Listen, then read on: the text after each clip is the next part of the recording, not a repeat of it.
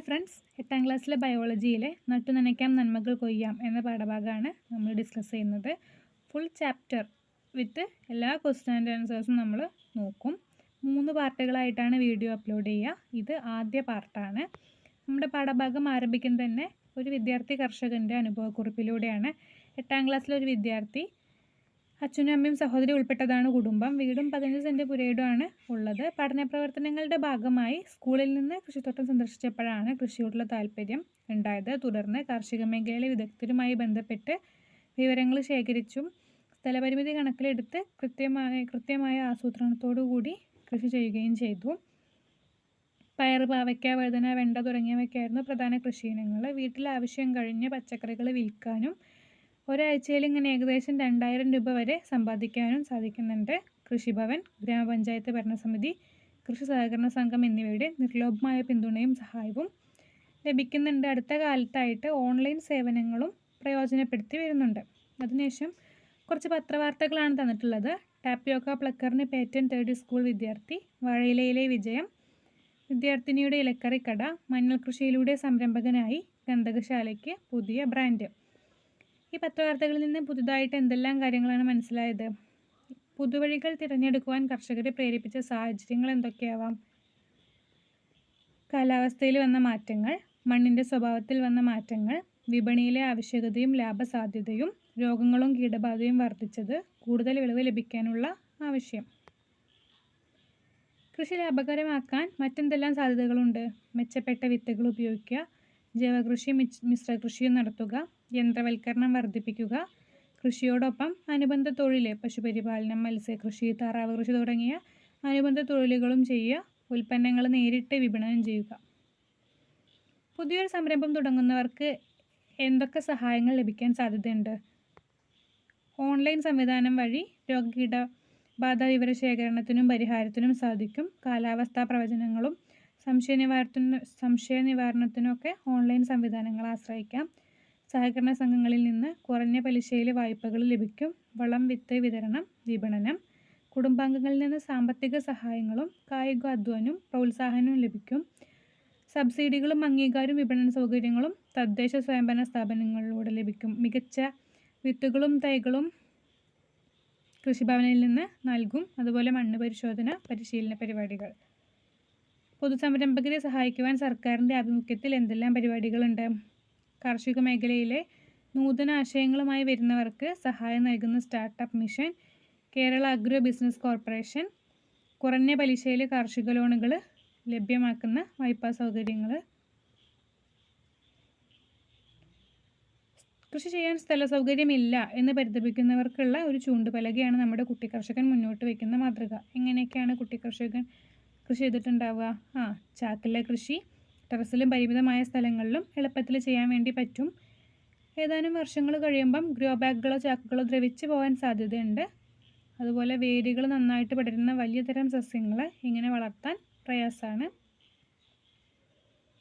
Pet ബോട്ടിലെ കൃഷി, ഉപയോഗശൂന്യമായിട്ടുള്ള plastic കുപ്പികൾ പ്രയോജനപ്പെടുത്താം.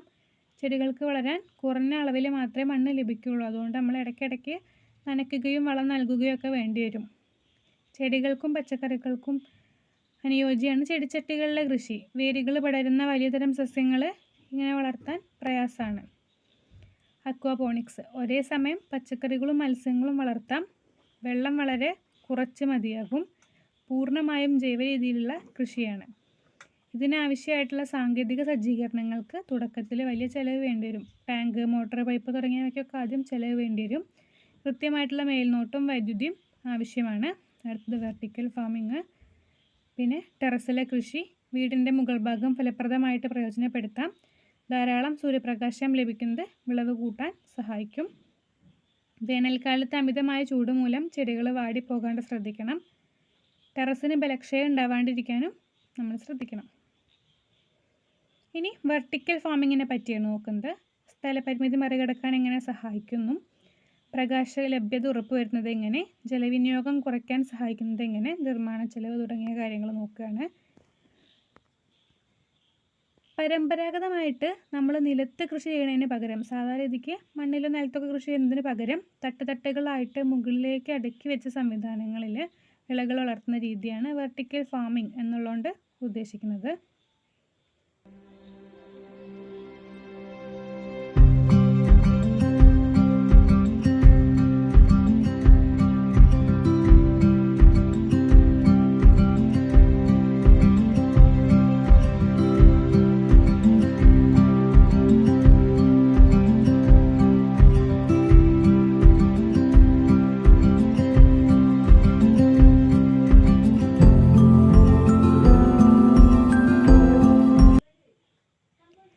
സ്ഥലപരിമിതി കുറഞ്ഞ സ്ഥലത്ത് കൂടുതൽ വിളവെടുക്കാൻ സഹായിക്കുന്നു. തട്ടുകളായിട്ട് ക്രമീകരിച്ചിരിക്കുന്നതിനാൽ നഗരപ്രദേശങ്ങളിലും വളരെ ഫലപ്രദമാണ്.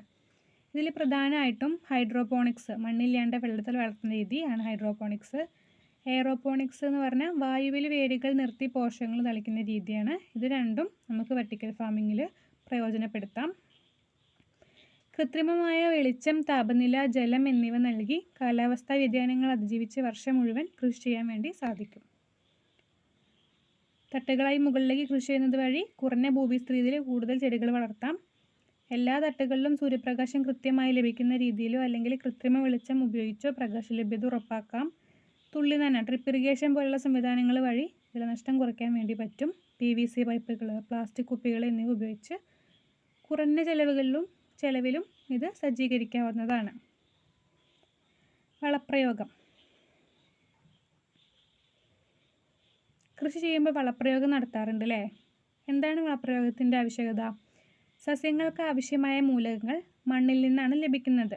ഇതിൽ സസ്യങ്ങൾക്ക് കൂടിയ അളവിൽ ആവശ്യമായിട്ടുള്ള മൂലകങ്ങളും ഉണ്ട്, കുറഞ്ഞ അളവിൽ ആവശ്യമായിട്ടുള്ള മൂലകങ്ങളും ഉണ്ട്. Nitrogen, potassium, phosphorus, calcium, magnesium തുടങ്ങിയ സസ്യങ്ങൾക്ക് കൂടുതൽ അളവിൽ ആവശ്യമായ മൂലകങ്ങളെയാണ് മാക്രോ ന്യൂട്രിയൻറ്റുകൾ എന്ന് വിളിക്കുന്നത്. Barium, boron, zinc, copper, manganese തുടങ്ങിയ സസ്യങ്ങൾക്ക് കുറഞ്ഞ അളവിൽ ആവശ്യമായിട്ടുള്ള മൂലകങ്ങളെ മൈക്രോ ന്യൂട്രിയൻറ്റുകൾ എന്നും വിളിക്കും.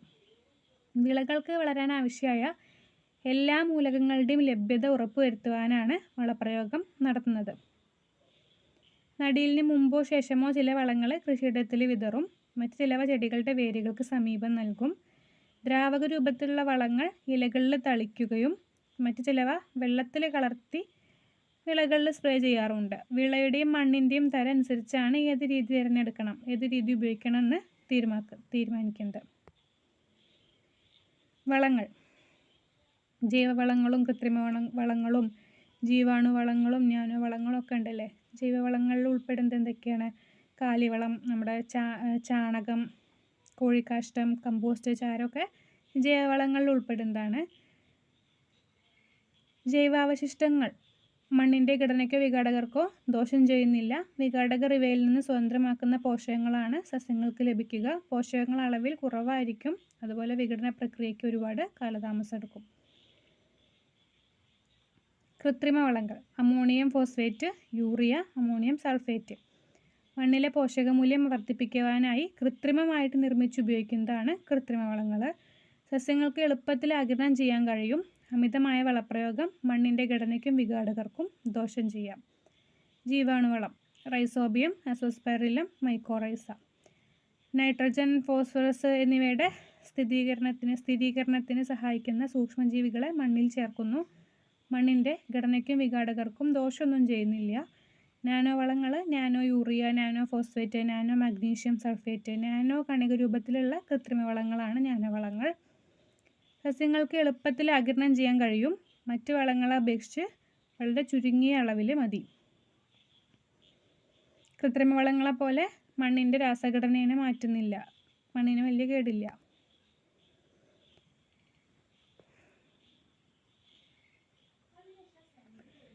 ഇനി വളങ്ങൾ, മേന്മകളും പരിമിതികളും എന്ന ടോപ്പിക്കിൽ ഒരു സെമിനാറിനെ കുറിച്ച് പറയുന്നുണ്ട്. ഒരു സെമിനാറാകുമ്പോൾ ആദ്യം നമുക്കൊരു ആമുഖം, ഒരു ഇൻട്രൊഡക്ഷൻ നൽകണം. സസ്യങ്ങളുടെ ശരിയായ വളർച്ചയ്ക്കും നല്ല വിളവെടുപ്പിനും മണ്ണിലെ പോഷകങ്ങൾ അത്യാവശ്യമാണ്. മണ്ണിൽ പോഷകങ്ങൾ കുറയുമ്പോൾ വളങ്ങൾ ചേർക്കുന്നത് അനിവാര്യമാണ്. എന്നാൽ വളങ്ങൾ ശരിയായ രീതിയിൽ ഉപയോഗിക്കാത്ത പക്ഷം മണ്ണിൻ്റെ ഗുണനിലവാരം കുറയാനും പരിസ്ഥിതിക്ക് ദോഷം സംഭവിക്കാനും സാധ്യതയുണ്ട്. അതിനാൽ വളങ്ങളുടെ സാധ്യതകളും പരിമിതികളും മനസ്സിലാക്കി വേണം ഉപയോഗിക്കാൻ. നമുക്ക് ആമുഖമായിട്ടത് കൊടുക്കാം. അതിനുശേഷം വളങ്ങളുടെ തരങ്ങൾ നോക്കുകയാണ്. ജൈവവളങ്ങൾ, രാസവളങ്ങൾ എന്നാണ് പ്രധാനമായിട്ടും തിരിച്ചിട്ടുള്ളത്.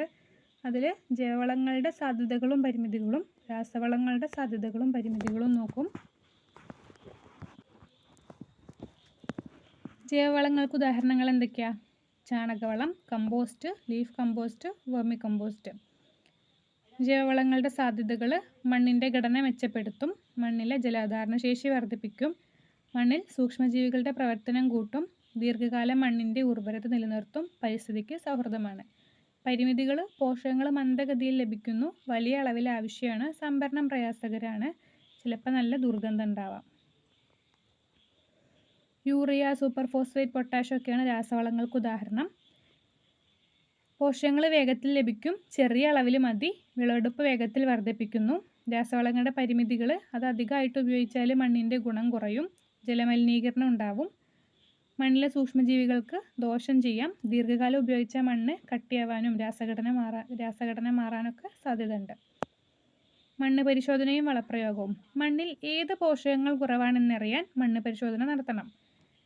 ആവശ്യമായ വളത്തിൻ്റെ തരം കണ്ടെത്താനും അതിൻ്റെ അളവ് നിശ്ചയിക്കാനും ഒക്കെ വേണ്ടിയിട്ട്. മണ്ണിൻ്റെ അമ്ലത്വം അറിയാം, അതുവഴി നമുക്ക് അനാവശ്യ വളപ്രയോഗം ഒഴിവാക്കാൻ വേണ്ടി പറ്റും. വളങ്ങൾ നൽകുമ്പോൾ ജലസേചനം വളരെ പ്രധാനമാണ്. ശരിയായ രീതിയിൽ നൽകണം. വളം നൽകിയ ശേഷം വെള്ളം നൽകണം. വെള്ളം നൽകാത്ത പക്ഷം സസ്യങ്ങൾക്ക് ലഭിക്കാതെ പോവാം, വളങ്ങൾ കിട്ടാണ്ട് പോവാം. സസ്യങ്ങൾ ഉണങ്ങാൻ സാധ്യതയുണ്ട്. അധിക വെള്ളം നൽകുന്നത് ഒഴിവാക്കണം. അതുപോലെ മഴക്കാലത്ത് വെള്ളം നൽകുമ്പോഴും ശ്രദ്ധിക്കണം. വളപ്രയോഗത്തിലെ പൊതുവായ നിർദ്ദേശങ്ങൾ: ആവശ്യത്തിന് മാത്രം വളം നൽകുക, മണ്ണ് പരിശോധനയ്ക്ക് ശേഷം വളം തിരഞ്ഞെടുക്കുക, ജൈവവളങ്ങൾക്ക് മുൻഗണന നൽകുക, പരിസ്ഥിതി സംരക്ഷണം ഉറപ്പാക്കുക. നമുക്ക് സെമിനാർ കൺക്ലൂഡ് ചെയ്യാം. വളങ്ങളുടെ ശരിയായ ഉപയോഗം സസ്യങ്ങളുടെ വളർച്ചയ്ക്കും വിളവെടുപ്പിനും അനിവാര്യമാണ്. ജൈവവളങ്ങളും രാസവളങ്ങളും ശരിയായ രീതിയിൽ ഉപയോഗിക്കുകയും മണ്ണ് പരിശോധന നടത്തുകയും ജലസേചനം ശരിയായി നടത്തുകയും ചെയ്താൽ മണ്ണിൻ്റെ ഉർവരത നിലനിർത്താനും മികച്ച വിളവെടുപ്പ് നേടാനും കഴിയും.